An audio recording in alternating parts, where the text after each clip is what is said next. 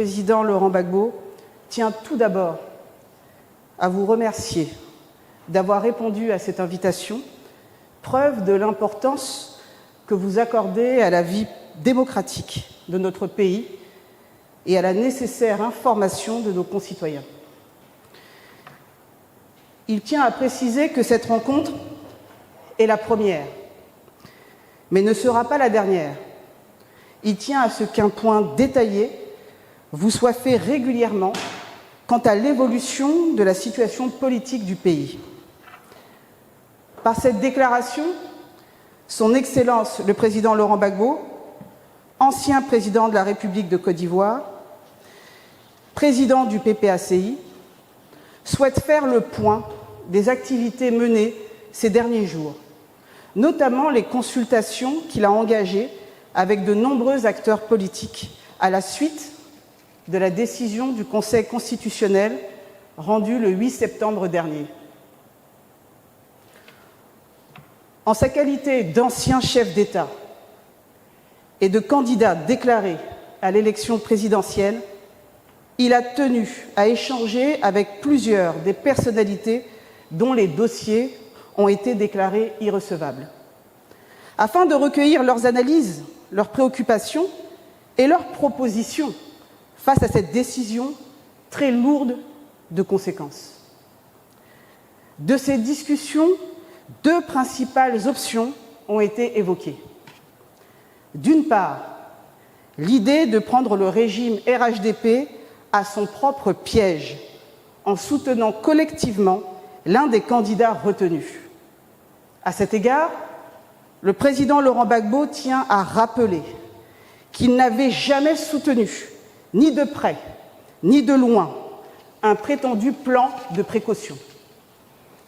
D'autre part, la nécessité de résister par des actions démocratiques pour exiger des élections inclusives et le respect de la Constitution. Le président Laurent Gbagbo a entendu chacune de ces propositions. La première, bien que pertinente en théorie, n'a pas prospéré.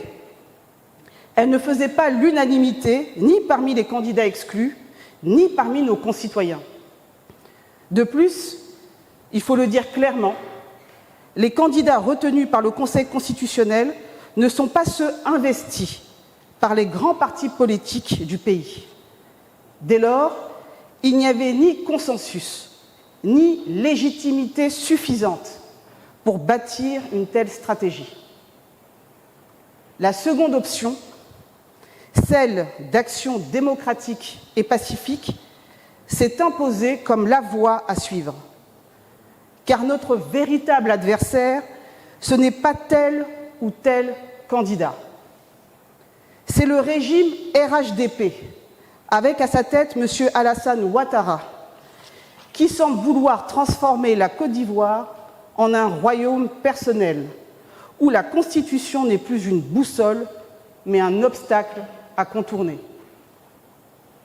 Le président Laurent Gbagbo affirme que la véritable responsabilité des démocrates n'est pas de chercher une échappatoire, mais de tenir debout face à l'épreuve. Ce n'est pas une question de posture, mais l'essence même du combat. Garantir une alternance démocratique, préserver les libertés publiques et assurer la dignité du peuple ivoirien. Aujourd'hui, ce qui est en jeu dépasse la seule élection présidentielle. Ce qui est en jeu, c'est la survie de notre démocratie. C'est le respect de nos libertés publiques. C'est l'avenir même de notre nation.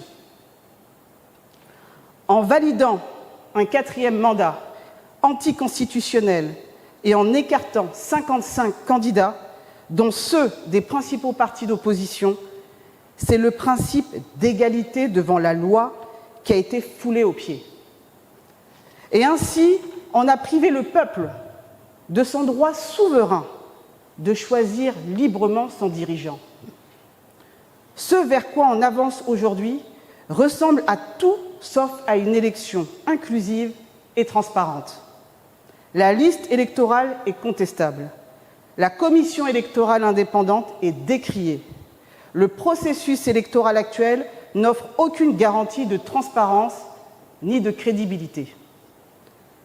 Le président Laurent Gbagbo demeure convaincu qu'il est encore temps de privilégier la paix et d'ouvrir la voie à un dialogue sincère. Mais il reste tout aussi ferme. Il ne peut et ne doit pas y avoir de quatrième mandat. Le président Laurent Gbagbo souhaite rappeler au président Alassane Ouattara que leur dernière confrontation électorale a été douloureuse pour la Côte d'Ivoire, précisément parce que la Constitution n'avait pas été respectée. Les cicatrices de cette période ne se sont pas encore refermées et nous savons tous quel prix le pays a payé à ce manquement au droit. Aujourd'hui encore, il est de leur responsabilité historique de transmettre à ce pays une Côte d'Ivoire en paix, réconciliée et respectueuse de ses propres règles. Le président Henri Konan Bédié n'est plus. Parmi ceux qui ont eu la charge suprême de conduire la nation, il ne reste désormais que 2 hommes, Laurent Gbagbo et Alassane Ouattara. Cette réalité crée un devoir supplémentaire, car l'histoire retiendra non seulement ce que chacun a fait quand il était au pouvoir, mais aussi ce qu'ils auront légué au moment de le quitter. Il ne faut pas croire que l'on est fort parce que l'on tient momentanément les institutions et les armes. On n'est jamais fort tout le temps, et surtout, on n'est jamais plus fort que le peuple. Les régimes qui l'ont oublié partout dans le monde ont fini par s'effondrer. Le peuple, lui, demeure toujours. C'est pourquoi le président Laurent Gbagbo en appelle à la responsabilité. Gouverner, ce n'est pas s'éterniser au pouvoir au risque de briser la nation. Gouverner, c'est préparer la paix et la réconciliation pour l'avenir. Gouverner, c'est respecter la Constitution, respecter le peuple et accepter que le pouvoir ne soit pas une propriété personnelle, mais une charge temporaire confiée par la souveraineté populaire. Le président Laurent Gbagbo tient à préciser que sa volonté n'est pas de contester nos institutions, bien au contraire. Il s'agit de leur rappeler que leur force et leur légitimité ne viennent pas d'elles-mêmes, mais du peuple, et du peuple seul.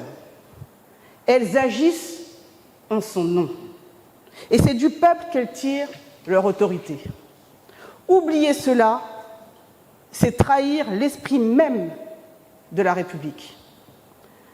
Le président Laurent Gbagbo insiste avec force. Il n'est pas trop tard.